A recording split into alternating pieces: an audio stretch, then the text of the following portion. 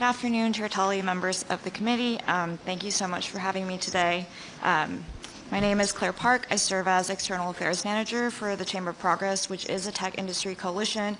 Our partners include companies like Amazon, Apple, Google, but importantly, we don't represent our partners. They don't hold a vote or veto over our policy positions. I'm here today to recommend against this piece of legislation for two main reasons. I'll keep them very brief. First, we're a little worried that this bill could force platforms to sanitize experiences for all minor users and remove some of the more positive impacts of social media by threatening them with liability for any potential harm. So under the current legislation, though I haven't read the amendments, a platform risks incurring a civil penalty for knowing or having reason to know that certain content is materially detrimental to the physical health, mental health, or well-being of a child. But because there is always a non-zero risk of some harm online, a platform might opt to overcorrect and eliminate content or features that may or may not impact children to avoid the penalties associated with this bill.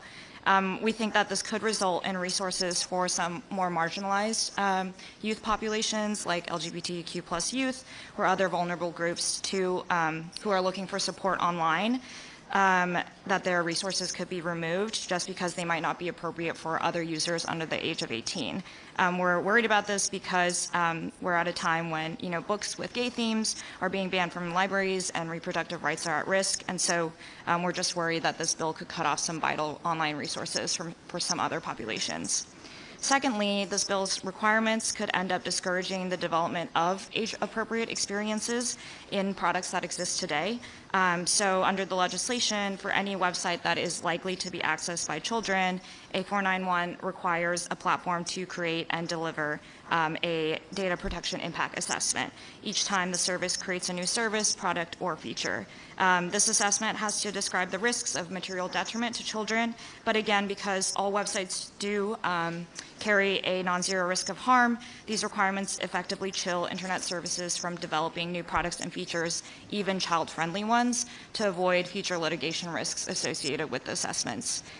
So again, just to summarize, we're just worried that under this legislation, platforms might not opt to create features for children at all, resulting in children using less curated sites or being blocked from platforms altogether. We do urge you to reject this particular piece of legislation, though we do support child privacy and pro-privacy measures, and thank you so much for your time. Thank you so much for your testimony. Does anyone from the committee have any questions or comments? Yeah, Mr. Chairman. Thank you for your testimony. Yes.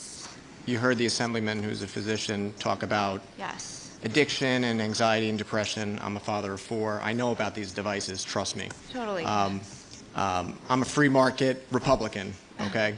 And so I'm not looking to overregulate anybody. But if you're opposed to the bill, what's your solution? Yeah, so we do support several other proactive privacy measures. We are hoping for a national digital privacy standard that applies to everyone, not just children. And we recently supported legislation that would get NIST, so the National Institute for Science and Standards and Technology, to look into the connection between social media and kids' well-being. We also have read the Surgeon General's report and are definitely sympathetic to kind of the negative harms associated with social media use. We're just worried that, again, some of the more positive impacts of media and also it cited in the report itself might be erased with this particular piece of legislation.